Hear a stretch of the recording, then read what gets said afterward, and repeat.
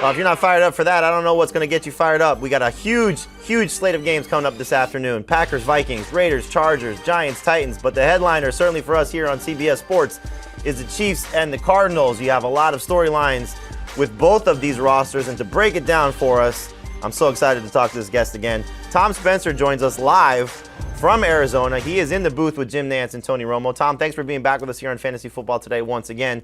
And let's get right to it. The Chiefs, new look receiving core. No more Tyreek Hill. No more Byron Pringle. No more Demarcus Robinson. Lots of targets available, but they have lots of new guys to fill those voids. You got Juju Smith-Schuster, Marquez Valdez-Scantling, the rookie Sky Moore. So break it all down for us. Who is going to be wide receiver 1 through 3 for this Chiefs wide receiver core and certainly for fantasy managers? Well, good to see you, Jamie. Yeah, excited for the year. By the way, the Super Bowl is going to be here on February 12th, so maybe a little preview. One of these two teams would love to be in it. And that tease you just ran was spectacular, and it really summed it up there. You heard Mahomes even say in the audio clip that they're not sure what it's going to look like in Kansas City. And in speaking to them yesterday, they echoed that sentiment. The players that you mentioned a moment ago that have left, that adds up to 178 total receptions from last year. So this group right here, who's going to step up? Now, you have two players in Smith-Schuster and Valdez-Scantling who are coming from systems with veteran quarterbacks in Roethlisberger and Rodgers. They're going to be quick learners. Great upward potential. Valdez-Scantling 2 years ago led the league in yards per reception, if you recall. Of course, Hardman had a big finish to last year, was a factor in the postseason. The guy that they talked about yesterday, actually, in our meetings was Sky Moore. You know, he's a young, tough receiver as a rookie.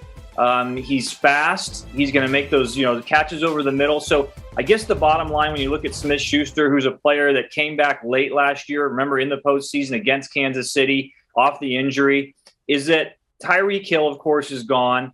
They're going to run the same routes they ran with Tyreek, but it's going to be divvied up amongst 3-4 guys. So the Chiefs, of course, you never know what they're going to bring the first game of the season. They're fantastic on opening day, 7 in a row. Andy Reid, not happy with the way last season ended. That second half, believe me, against Cincinnati in the AFC Championship is still a huge factor in the minds of Reid and Mahomes. I expect them to come out today. This game, to me, is like the 80s Lakers with Arizona against the Golden State Warriors of Steph Curry. It's going to be high octane, high offense, but we're not sure who's going to step up and be a dominant factor today. Yeah, it's a lot of question marks, certainly from the receiving core for Kansas City, and I think the same thing for the running backs as well, because Clyde Edwards-Helaire seems like he's atop the depth chart, and really with a separation among the guys behind him, but they still have some names that people are curious about. Jared McKinnon was great for them in the postseason. Obviously, the rookie Isaiah Pacheco's had a lot of hype this preseason, and then you still have Ronald Jones on the roster. So give me the breakdown of the running backs. It could be just as much of a mystery as the receiving core. We did the Chiefs opening game last year, Jamie. I remember talking to you that day, and there was just as much a mystery a year ago as there is today. Oh, wow. I mean, Edwards-Helaire, the goal last year from Andy Reid was to get Edwards-Helaire the ball in space as a receiver more often. Now, that didn't quite pan out. Unfortunately, he's missed 10 games in his 2 years and has only 400-yard rushing games. So I don't know there's going to be a dominant back. Pacheco is a guy they really like, 7th rounder. Slightly ironic, I find, that he's going to wear number 10. Remember, Tyreek Hill left and then had a couple of comments about how he didn't necessarily need Patrick Mahomes. We're going to see about that. But, this is a group that has balance. We know about Ronald Jones in Tampa. It didn't quite work out there, but he has had, good games. McKinnon, of course, as you point out, was a big step up in the postseason last year. So the thing I'm really interested in, Jamie, is last year, remember, Kansas City revamped their entire offensive line. Now they've got a year under their collective belt. How are they going to come out this season? I get the sense, because Kelsey, of course, is still here. How will Arizona defend Kelsey today?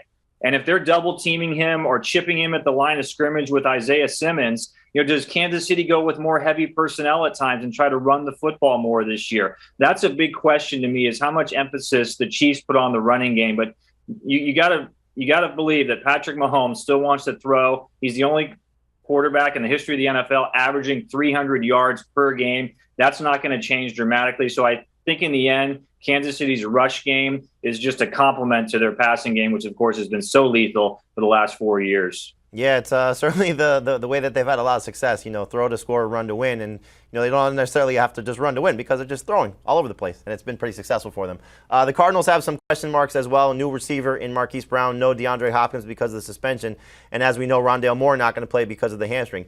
Give us just an update on this passing attack and what's the status of Zach Ertz, who's coming into this game dealing with a calf injury. Is he going to play? We feel like he will play, but the question is how many plays. I mentioned a moment ago, 80s Lakers.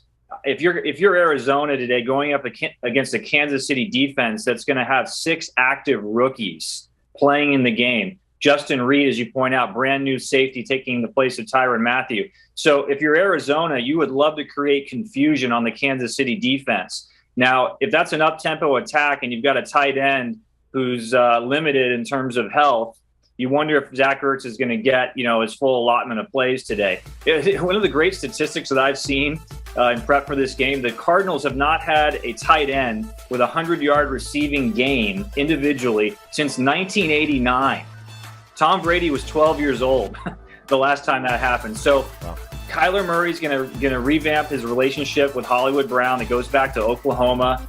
DeAndre Hopkins not here the first 6 games. The key with him last year, Jamie, was Murray threw 7 passes to Hopkins in the red zone. All 7 were caught for touchdowns. Who's going to be the red zone threat down there today? A.J. Green, 34 years old, coming off a pretty good season, though, because he had his second best output yards per catch. But again, is that a guy you're going to rely upon to catch, 7, 8 balls today? Andy Isabella, speed burner, 31 catches, though, in 3 years, has not been a dynamic threat. So then, again, I'll give you a guy that I'm looking forward to seeing today. Besides James Conner in the backfield, big year in 2021 with touchdown output. Darrell Williams coming over from the Kansas City Chiefs. Sneaky year last year, over 1,000 total yards from the line of scrimmage. Knows the Chiefs very well. Wouldn't be surprised to see him on the field today in some key situations. It's been a big question mark for a lot of fantasy managers. Would it be Eno Benjamin or Darrell Williams? I'm glad to hear you say Darrell Williams because we hope to see him build off what he did with the Chiefs last year when he stepped in for Clyde Edwards-Helaire. Tom, you're the best. We appreciate your time as always. Enjoy the game today with Jim Nantz and Tony Romo on CBS. Make sure you're checking out Inside the NFL. Tune in to Inside the NFL to get expert insights, exclusive commentary, and special on and off the field features from the hardest hitting team of analysts in football. This season's panel includes host James Brown along with Phil Simms, Brandon Marshall, Ray Lewis, Michael Irvin, and Julian Edelman. Stream new episodes of the Emmy award-winning studio show Tuesdays at 9:30 p.m. Eastern exclusively on Paramount+. Do you want a sports network that delivers everything that matters about the game? The highlights, the picks, the instant analysis, no yelling, no fake debates, no politics. Hit the subscribe button and never miss a moment.